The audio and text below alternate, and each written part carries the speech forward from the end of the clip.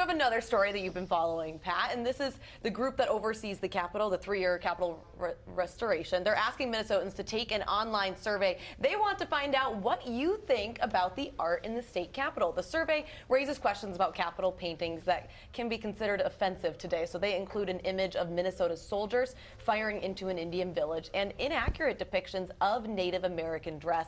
There's also not a single picture of a lake in the land of 10,000 lakes. So you're in the Capitol on an almost daily basis in some parts of the year. So I am curious, you're there and obviously you're covering other things. Do you hear people talk about the art, or did you in the past? Yes, people look at the art all the time. The school kids come there, lots of tourists come there, they look at the art, and it can be very controversial. I think people haven't really focused on it until now, but if you were just coming to the Capitol for the first time, you would think that our history ended in 1865 because it's all Civil War stuff, Native American stuff, Indian battle stuff, and that's what they want to know. Should we change that? Because it's historically inaccurate, and frankly, it's not correct politically or just for accuracy purposes. But here's a question. Is it a little controversial to spend money on art?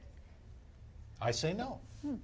Now, should we update the art is what you're asking. So should we spend more money on right, I mean, I could see an argument. I'd say, hey, we've got education, we've got other priorities. I'd say absolutely. As a matter of fact, there is a law that says you have to spend a certain amount for art in public buildings. But beyond that, should we have new art that in fact includes, for example, 50% of Minnesota's population, women? There's virtually no artwork about women. There's no artwork about Minnesota's most recent immigrants, Asians, Somali Americans, Africans. There's so many different things we could talk about other than Civil War-aged white males, which is what we have there. And then the inaccurate... It feels frozen in time. You go into the Capitol and it does, you and think, it's beautiful. It's absolutely beautiful.